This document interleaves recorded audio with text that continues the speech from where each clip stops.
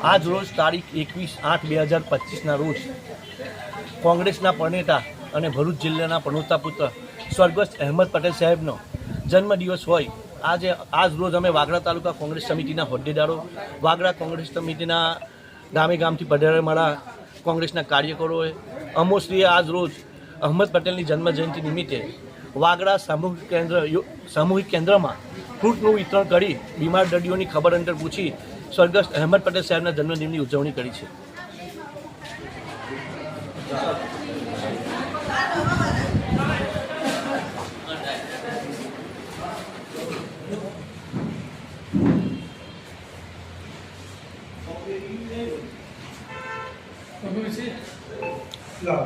અહેમદ પટેલ સાહેબ જન્મદિવસ એની ઉજવણીનું ફ્રૂટનું વિતરણ કર્યું. ઓકે.